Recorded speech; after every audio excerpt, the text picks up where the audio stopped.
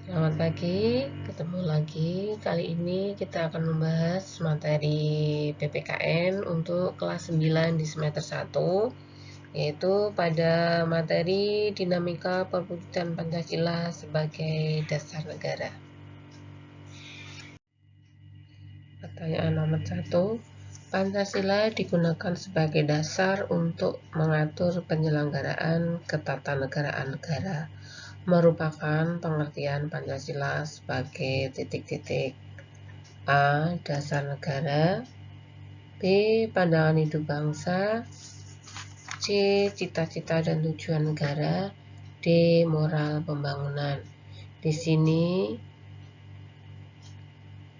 intinya adalah dasar untuk mengatur penyelenggaraan ketatanegaraan negara. Jawabannya adalah sebagai dasar negara. Pertanyaan nomor 2. Pancasila dijadikan pedoman dalam bertingkah laku dalam kehidupan bermasyarakat, berbangsa, dan bernegara adalah kedudukan Pancasila sebagai titik-titik. A. Moral pembangunan, B. Pandangan hidup, C. Kepribadian bangsa, D. Perjanjian luhur. Inti dari pernyataan ini adalah pedoman dalam bertingkah laku, sehingga jawabannya adalah sebagai pandangan hidup bangsa. Nomor 3. Pancasila sebagai dasar negara ditetapkan pada tanggal titik-titik A. 18 Agustus 1945, B. 1 Juni 1945, D. 22 Juni 1945, D. 31 Mei 1945. Tentunya dasar negara Pancasila ditetapkan pada tanggal 18 Agustus 1945 karena rumusan dasar negara tercantum di dalam pembukaan Undang-Undang Dasar 45. Pembukaan Undang-Undang Dasar 45 merupakan bagian atau sistematika dari Undang-Undang Dasar 1945 yang ditetapkan oleh PPKI pada tanggal 18 Agustus 1945. Pertanyaan nomor 4. Ideologi terbuka merupakan bentuk hubungan warga negara Indonesia sebagai insan pribadi atau makhluk individu dengan Tuhan Yang Maha Esa. Bangsa Indonesia juga merupakan bangsa yang religius yang dibuktikan dengan pemelukan agama atau kepercayaan terhadap Tuhan Yang Maha Esa. Merupakan perwujudan nilai dasar sebagai ideologi terbuka, yaitu nilai titik-titik. A. Kemanusiaan, B. Persatuan, C. Kerakyatan, D. Ketuhanan. Inti dari pertanyaan ini adalah hubungan antara manusia sebagai makhluk pribadi atau individu dengan Tuhan Yang Maha Esa yang dibuktikan dengan pemelukan agama dan kepercayaan terhadap Tuhan. Ini merupakan nilai ketuhanan. Pertanyaan nomor 5. Perhatikan pernyataan berikut. 1. Pemberontakan DI TII, 2. Pemberontakan PKI Madiun, 3. Pemberontakan RMS, 4. PRRI Permesta, 5. Pemberontakan PKI tahun 1965. Upaya-upaya untuk mengganti Pancasila sebagai dasar negara pada awal kemerdekaan adalah titik-titik, yaitu ada pemberontakan DI TII, pemberontakan PKI Madiun tahun 1948, pemberontakan Republik Maluku Selatan, kemudian PRRI Permesta, sehingga jawabannya adalah 1, 2, 3, dan 4 atau A. Pertanyaan nomor 6. Tujuan utama dari meletusnya pemberontakan PKI di Madiun pada tanggal 18 September tahun 1948 ialah A. Membentuk Partai Komunis untuk Bangsa Indonesia.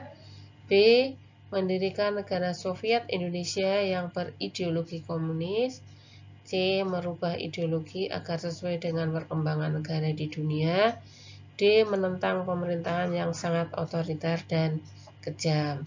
Jawaban di sini tujuan utama adalah membentuk negara Soviet Indonesia yang berideologi komunis. Pertanyaan nomor 7. Pemberontakan yang ditandai dengan didirikannya Negara Islam Indonesia atau NII pada tanggal 7 Agustus 1949 dipimpin oleh titik-titik. A. Raymond Westerling, B. D.N. Aidit, C. Marijan Kartosoewirjo, D. Musso. Di sini intinya adalah Negara Islam Indonesia yang dipimpin oleh Marijan Kartosoewirjo. Nomor 8, perhatikan pernyataan berikut. 1. Pembakaran rumah-rumah penduduk. 2. Perampasan harta benda penduduk. 3. Menggulingkan Presiden Soekarno. 4. Pembongkaran jalan kereta api. 5. Mendirikan negara Islam. Tindakan-tindakan yang dilakukan oleh gerakan DITII yang bertentangan dengan tujuan utama syariat Islam adalah titik-titik. Yang pertama adalah DITII melakukan berbagai tindakan yang justru melanggar dari syariat Islam, antara lain melakukan pembakaran rumah-rumah penduduk, kemudian perampasan harta benda penduduk, dan melakukan pembongkaran jalan kereta api. Jadi jawabannya adalah 1, 2, dan 4. Itu adalah tindakan yang dilakukan oleh DITII. Pertanyaan nomor 9. Perhatikan pernyataan berikut. 1. Christian Robert Stephen Sumokil. 2. Sarifuddin Prawira Negara. 3. Raymond Westerling. 4. Vence Sumual. Pemberontakan ini terjadi di Sumatera dan Sulawesi pada tahun 1957 hingga 1958 dan dikenal dengan nama PRRI Permesta yang dipimpin oleh titik-titik. Di sini intinya adalah pimpinan dari pemberontakan PRRI Permesta, yaitu ada Safruddin Prawira Negara dan Vence Sumual. Jadi jawabannya adalah C, 2 dan 4. Nomor 10, perhatikan pernyataan berikut. 1. Pemerintahan yang sentralistis. 2. Pembangunan daerah terabaikan. 3. Pemerintahan pusat melanggar undang-undang. 4. Membentuk negara sendiri yang sesuai dengan undang-undang. Alasan timbulnya gerakan PRRI Permesta merupakan bentuk koreksi terhadap pemerintahan Soekarno karena titik-titik. PRRI Permesta melakukan pemberontakan di sini adalah alasannya adalah 1. Pemerintahan Soekarno dianggap sentralistik.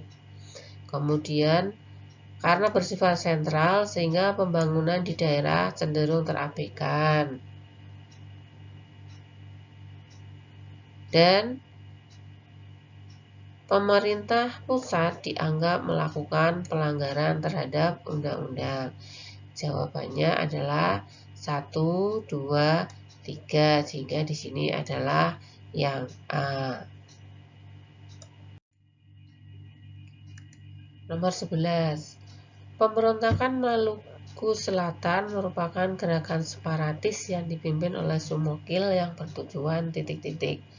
A. Membentuk negara sendiri yang didirikan pada tanggal 25 April 1950. B. Mengganti Pancasila dengan syariat Islam.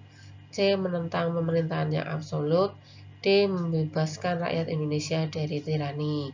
Di sini intinya adalah pemberontakan RMS bertujuan atau tujuan pemberontakan RMS adalah membentuk negara sendiri yang didirikan pada tanggal 25 April tahun 1950. Nomor 12. Perhatikan pernyataan berikut. 1. Sultan Hamengkubuwono ke-9. 2. Muhammad Yamin. 3. Sultan Hamid II. 4. Ali Budiharjo. APRA melakukan serangan kudeta terhadap pemerintahan RI dan berhasil menduduki wilayah Bandung serta menewaskan beberapa tokoh bangsa, antara lain Tokoh-tokoh yang meninggal ketika ada kudeta APRA adalah Sultan Hamengkubuwono IX dan Ali Budiharjo. Sehingga jawabannya adalah 1 dan 4 atau B. Nomor 13. Perhatikan pernyataan berikut. 1. Berlakunya kembali Undang-Undang Dasar sementara tahun 1950. 2. Tidak berlakunya kembali Undang-Undang Dasar 1945. 3. Membubarkan Badan Konstituante. 4. Berlakunya kembali Undang-Undang Dasar 1945. 5. Pembentukan MPRS dan DPAS. Isi dari Dekret Presiden 5 Juli tahun 1959 adalah Isinya ada 3, yaitu pembubaran Badan Konstituante, berlaku kembali Undang-Undang Dasar 45, dan tidak berlaku kembali UUDS tahun 1950, serta pembentukan MPRS dan DPAS. Sehingga jawabannya adalah yang benar adalah 3, 4, dan 5 atau D. Nomor 14. Sistem demokrasi yang seluruh keputusan dan pemikiran negara berpusat pada pemimpin tertinggi negara disebut A. Demokrasi liberal. B. Demokrasi terpimpin. C. Demokrasi kerakyatan. D. Demokrasi konstitusional. Di sini intinya adalah berpusat pada pemimpin tertinggi, dikenal dengan nama demokrasi terpimpin. Nah, ini pernah terjadi di Indonesia, yaitu pada masa pemerintahnya Presiden Soekarno, dengan beralasan pengalaman-pengalaman pada masa awal kemerdekaan terjadinya gerakan-gerakan separatis di dalam negara Indonesia. Nomor 15. Perhatikan pernyataan berikut. 1. Banyaknya gerakan separatis yang menyebabkan ketidakstabilan negara. 2. Tersendatnya pembangunan ekonomi karena seringnya pergantian kabinet. 3. Perebutan kekuasaan oleh para pejabat negara serta banyak yang korupsi. 4. Badan konstituante yang gagal menjalankan tugas menyusun undang-undang dasar. 5. Pergantian sistem pemerintahan menjadi parlementer. Alasan Presiden Soekarno mencetuskan pelaksanaan demokrasi terpimpin ialah Ini tadi adalah alasan pelaksanaan dari demokrasi terpimpin yang akhirnya dijalankan oleh Presiden Soekarno pada masa awal kemerdekaan. Di sini yang pertama adalah karena banyaknya gerakan separatis seperti DITII, APRA, PRRI, Pemersta, dan lain-lain. Kemudian sering terjadinya pergantian kabinet sehingga pembangunan menjadi tersendat. Yang ketiga adalah gagalnya Badan Konstituante dalam menjalankan tugas menyusun undang-undang dasar yang baru. Jawabannya adalah 1, 2, dan 4, yaitu A. Nomor 16. Perhatikan pernyataan berikut. Presiden membentuk MPRS yang anggotanya diangkat dan diberhentikan Presiden. 2. Penetapan Presiden Soekarno sebagai Presiden seumur hidup oleh MPRS. 3. Presiden Soekarno membubarkan DPR hasil pemilu tahun 1955. 4. Presiden mengeluarkan dekret tanggal 5 Juli 1959. 5. Pelaksanaan Negara Indonesia Serikat. Penyimpangan terhadap Pancasila dan Undang-Undang Dasar Negara Republik Indonesia tahun 1945 pada masa Orde Lama adalah titik-titik. Di sini ada beberapa penyimpangan terhadap Undang-Undang Dasar 45 pada masa pemerintahan Orde Lama di bawah Presiden Soekarno, yaitu Presiden membentuk MPRS yang anggotanya diangkat dan diberhentikan oleh Presiden. Itu bertentangan dengan Undang-Undang Dasar, seharusnya melalui pemilihan umum. Dan yang kedua, Presiden Soekarno diangkat sebagai presiden seumur hidup. Seharusnya tidak seumur hidup, tetapi setiap 5 tahun sekali. Yang ketiga, Presiden Soekarno membubarkan DPR hasil pemilu tahun 55. Ini juga termasuk penyimpangan. Sehingga jawaban yang benar adalah 1, 2, dan 3 atau A. Nomor 17. Visi utama pemerintahan Orde Baru di bawah Presiden Soeharto ialah titik-titik. A. Melaksanakan Pancasila dan Undang-Undang Dasar Negara Republik Indonesia tahun 1945 secara murni dan konsekuen. B. Mengganti demokrasi terpimpin menjadi demokrasi parlementer. C. Mengganti pemerintahan otoriter menjadi lebih demokratis. D. Melaksanakan pembangunan di segala bidang. Visi utama dari Orde Baru adalah melaksanakan Pancasila secara murni dan konsekuen. Juga Undang-Undang Dasar Negara Republik Indonesia tahun 1945. Nomor 18. Perhatikan pernyataan berikut. 1. Dibatasinya kebebasan pers. 2. Pembatasan kebebasan berpolitik. 3. Munculnya pelanggaran hak asasi manusia. 4. Munculnya kapitalisme di bidang ekonomi. Penyimpangan terhadap Pancasila dan Undang-Undang Dasar Negara Republik Indonesia tahun 1945 yang terjadi pada masa Orde Baru adalah titik-titik. Di sini adalah penyimpangan pada masa Orde Baru. Berarti 1. Dibatasinya kemerdekaan atau kebebasan pers, pembatasan dalam kebebasan berpolitik, kemudian banyaknya muncul pelanggaran-pelanggaran hak asasi manusia. Sehingga jawabannya adalah 1, 2, dan 3 atau A. Nomor 19. Perhatikan pernyataan berikut. 1. Peredaran narkoba dan minuman keras. 2. Pola komunikasi yang tidak beretika.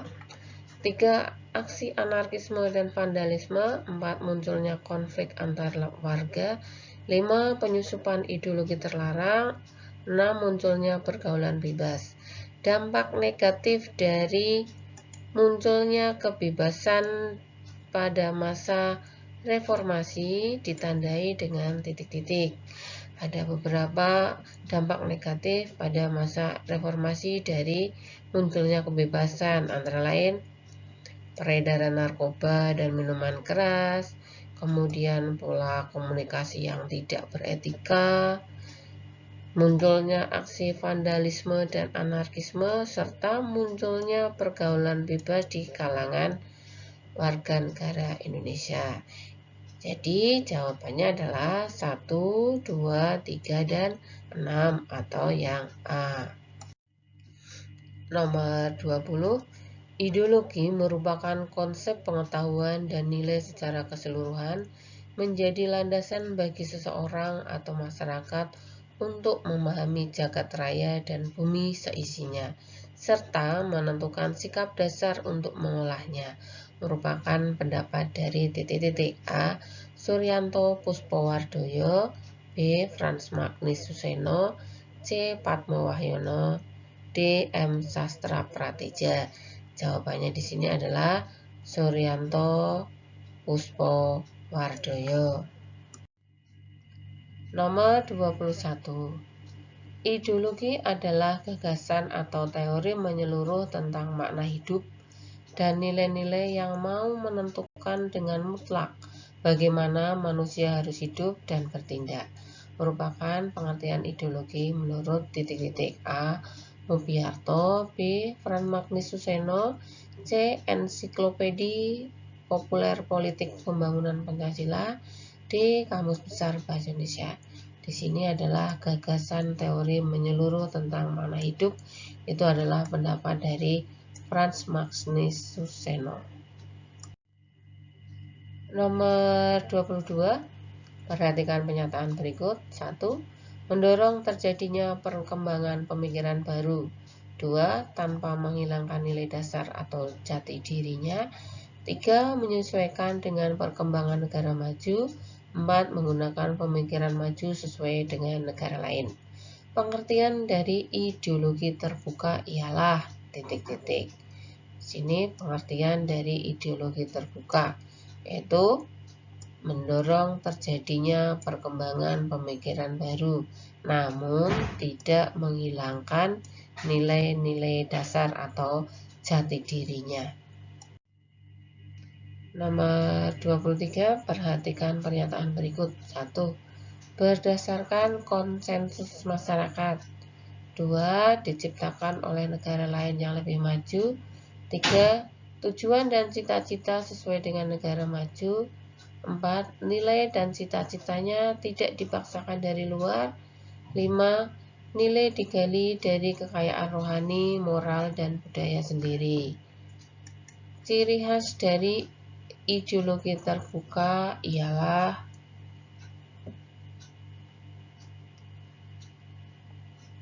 1. Berdasarkan konsensus masyarakat. Kemudian nilai dan cita-citanya tidak dipaksakan dari luar, serta nilai-nilainya digali dari kekayaan rohani, moral, dan budaya sendiri. Itu adalah ciri khas ideologi terbuka. Jadi jawabannya adalah 1, 4, dan 5 atau B.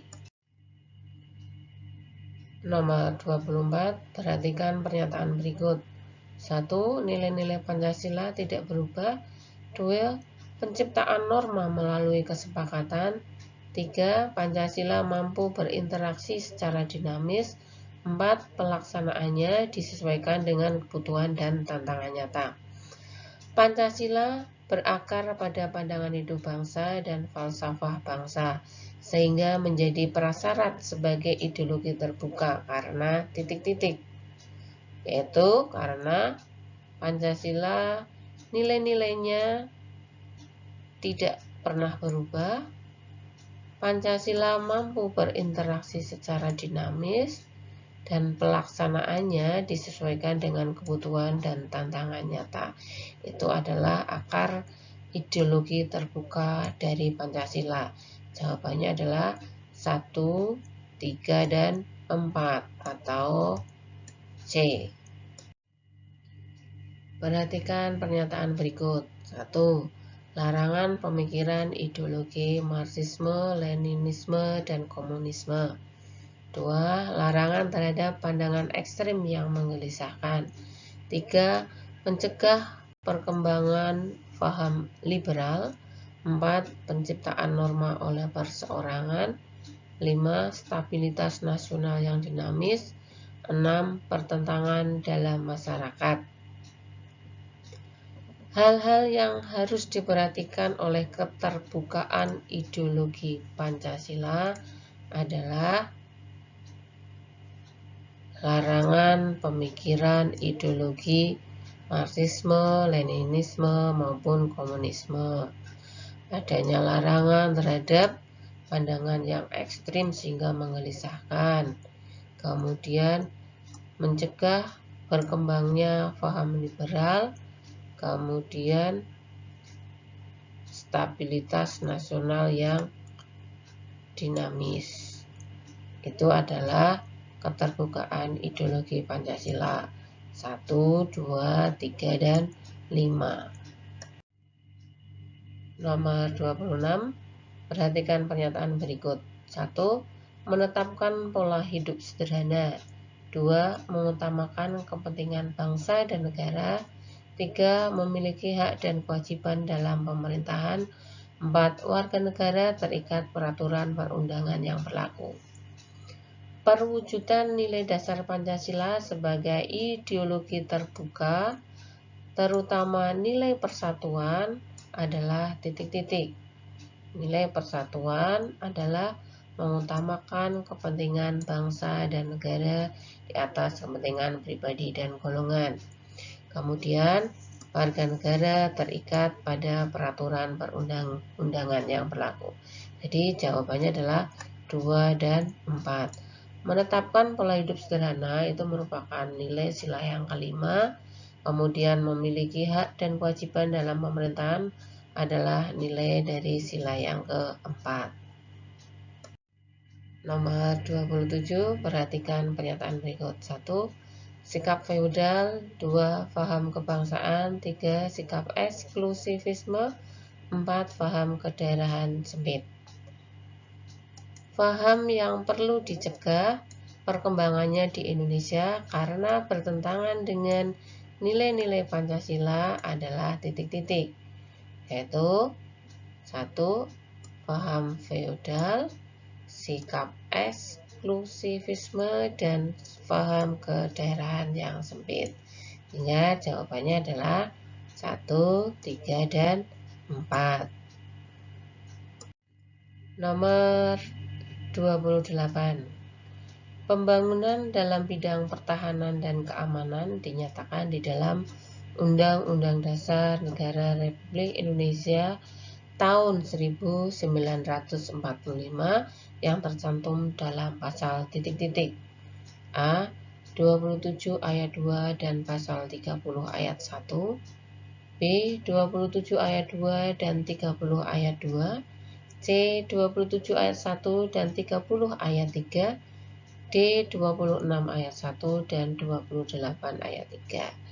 Jawaban yang benar adalah pembangunan bidang pertahanan dan keamanan itu diatur di dalam pasal 27 ayat 3 dan pasal 30 ayat 1 Undang-Undang Dasar Negara Republik Indonesia tahun 1945. Nomor 29. Mampu memberikan harapan, optimisme, serta memberikan motivasi pendukungnya untuk berupaya mewujudkan cita-citanya. Ideologi mengandung cita-cita yang ingin dicapai sehingga masyarakat atau bangsa dapat mengetahui ke arah mana akan membangun negaranya. Merupakan pengertian dari dimensi titik-titik. A. Perspektif. B. Idealisme. C. Normatif. D. Realitas. Di sini adalah memberikan harapan untuk mewujudkan cita-cita. Di sini merupakan dimensi idealisme.